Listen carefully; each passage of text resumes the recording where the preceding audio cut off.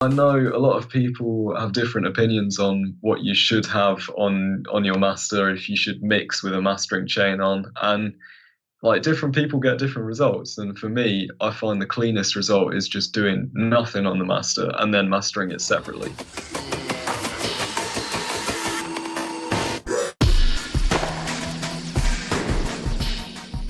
I think with EQ as well, it's like people. I think people kind of think of EQ as something which has got to be like static all the time, or anything to do with mixing. People like put on a multi-band compressor or something to fix one problem that appears once in the tune.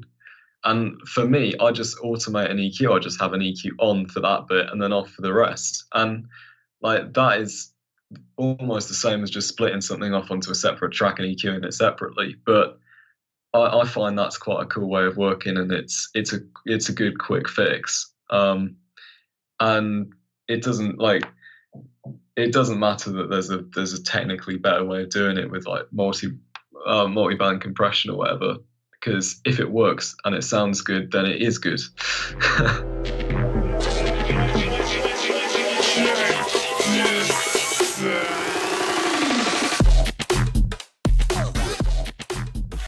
Got my EP, which is coming out on the 20th of April, so that's out on Inspected, which is like something I've been working on for almost a year now. I reckon these bits of music, and they kind of cross over loads of different genres, or different takes on halftime. And it was really fun for me just trying out some stuff that I've never done before with music. And yeah, it's some of the most fun I've ever had working on projects. Certainly some of the longest ones that I worked on. Since I normally like finish tunes quite quickly, working on something for almost a year is like quite unusual.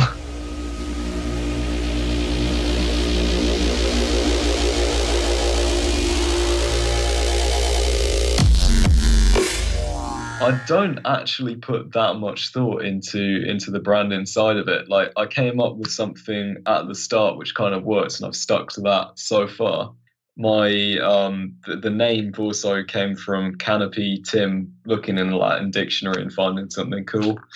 And my logo was made by Evan False Noise. So the only thing that I did was the music. But I try and keep to like a sort of design theme of like this text and the logo being as recognizable as possible. And yeah, I only like very recently ever even had sort of press shots done or anything like that. So like mostly it's been my SoundCloud's quite impersonal. My Twitter tends to be just shit that I'm thinking about. So I'm probably not the most consistent person to ask about branding.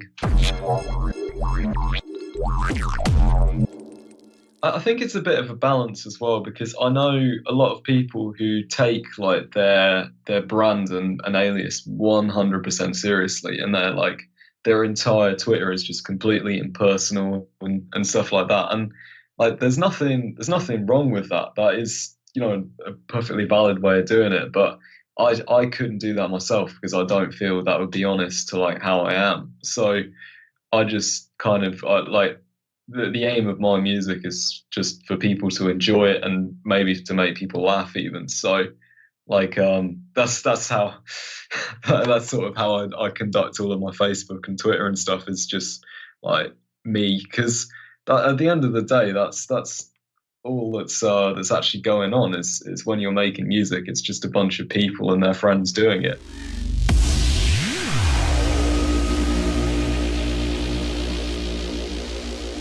Thank you for having a sit down with us. And anytime. It's been nice being a part of it, because as I say, this like bass gorilla has been something that I've been following for quite a long time.